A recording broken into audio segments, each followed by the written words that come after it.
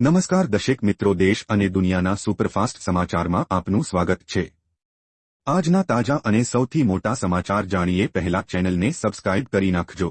ધોરણ 10નું record break 83.08% પરિણામ જાહેર। સૌથી વધુ બનાસકાંઠા જિલ્લાનું 89.29% પરિણામ। કાંસા અને ભોળાદ કેન્દ્રનું 99.11% પરિણામ। સૌથી ઓછું ખેડાના અંબાવનું 29.56% પરિણામ। રાજ્યની 45 શાળાઓનું ધોરણ 10નું પરિણામ 0.30% ઓછું પરિણામ ધરાવતી કુલ 201 શાળાઓ। પાકિસ્તાન પર હુમલા બાદ ગુજરાતમાં એલર્ટ। ભારતે પાકિસ્તાનમાં એર સ્ટ્રાઇક કરતા ગુજરાતમાં પણ એલર્ટ છે।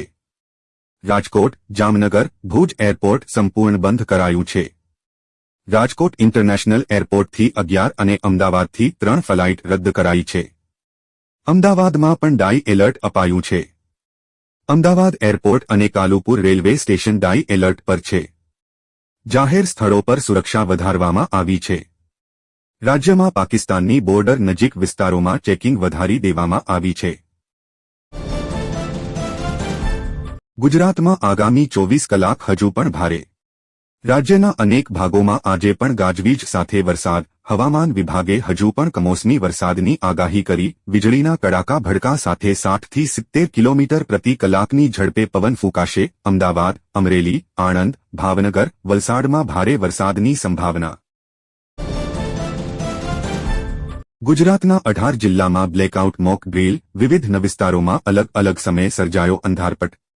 ગુજરાતના 18 જિલ્લાઓમાં ડિફેન્સ મોક ડ્રીલ હેઠળ બ્લેકઆઉટ કરાયું હતું।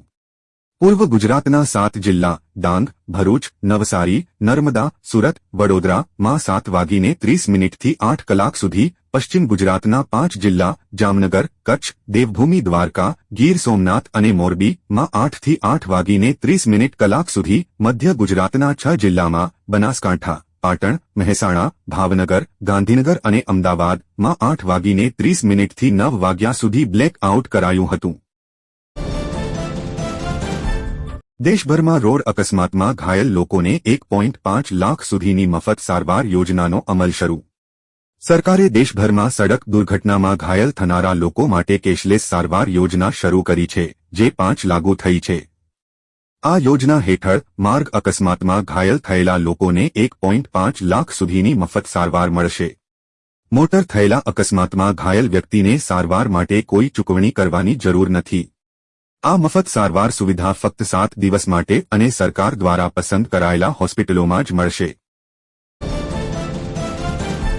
ગુજરાતની આ બોર્ડર પ્રવાસીઓ માટે બંધ કરાઈ।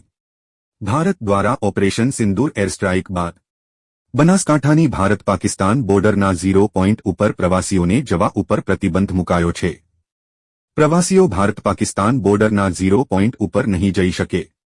પ્રવાસીઓ ફક્ત નડાબેટના ટુરિઝમ પ્રદર્શની સુધી જ જઈ શકશે।